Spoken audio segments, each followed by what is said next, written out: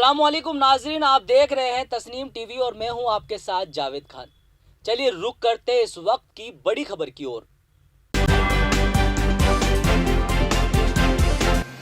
Hindaun city में traffic का निजाम मुकम्मल तौर पर नाकाम नजर आया, जिसकी वजह से भाई दूज के मौके पर लोगों की भारी भीड़ के चलते हिंडौन सिटी में बने जाम के हालात और शहर के chopper circle, bus stand, bus depot, गौशाला पर गाड़ियों की लंबी कतार लग गई, जिसे शहर में लोगों को आने जाने में काफी परेशानी हुई।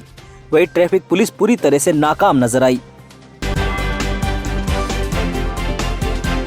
खबर पाली के रायपुर से है, जहां राजस्थान के चीफ सेक्रेटरी निरंजन आर्य आज एक रोजे दौरे पर पाली पहुंचे। आवाम ने जगह जगह पर उनका खैर मकदम किया। निरंजन आर्य ने आवाम से खिताब करते हुए कहा कि सरकार जरिए चलाई जा रही है। आवामी फलाई स्कीम को लोगों तक पहुंचाकर आवाम को उसका पूरा फायदा दिलवाया है।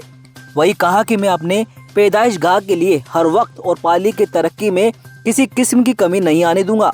आर्य के खैर मकदम में बड़ी तादाद में कांग्रेस के रुकन व नुमाइंदे मौजूद रहे। जयपुर में एक नौजवान ने फेसबुक लाइव कर पुलिस थाने में जहर खा लिया। तबीयत बिगड़ने पर पुलिस थाने में हड़कंप मच गया। नौजवान को तुरंत कोटपुतली के बीडीएम अस्पताल ले गए, जहां डॉक्टर ने नौजवान की नाजुक हालत को देखते हुए जयपुर एसएमएस अस्पताल में रेफर कर दिया, जहां नौजवान डॉक्टर की निगरानी में जेरे इलाज है।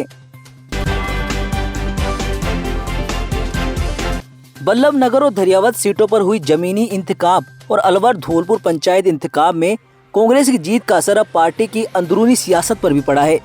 हालांकि अब काबीना फेरबदल और सियासी तकरीर का मामला थोड़ा और आगे बढ़ सकता है। जमीनी इंतखाब के जीते ने वजीर आला अशोक गहलोत को सियासी शक्ल से मजबूती देने के साथ अब कुछ हद तक उनको महफूज भी कर दिया है। डीजल की बढ़ती कीमतों के खिलाफ कांग्रेस के एहतजाज से पहले ही मरकजी हुकूमत की कीमतें घटाने के फैसले से मुद्दा डाइवर्ट हो गया है। महंगाई के मुद्दे पर मरकजी हुकूमत और बीजेपी पर हमलावर नजर आ रही कांग्रेस को अब अपनी सियासत पर बदलाव करना पड़ रहा है। बीजेपी ने राजस्थान में पेट्रोल डीजल से वेट कम करने का मुद्दा बना लिया है। बीजेपी ने इसके लिए मुहिम भी शुरू कर दी है। बीजेपी नेता इस मुद्दे पर अब एहतजाज की तैयारी भी कर रहे हैं। कांग्रेस ने बेतहाशा बढ़ती पेट्रोल डीजल की कीमतों को लेकर पिछले दिनों मरकजी हुकूमत के खिलाफ एहतजाज का ऐलान किया था।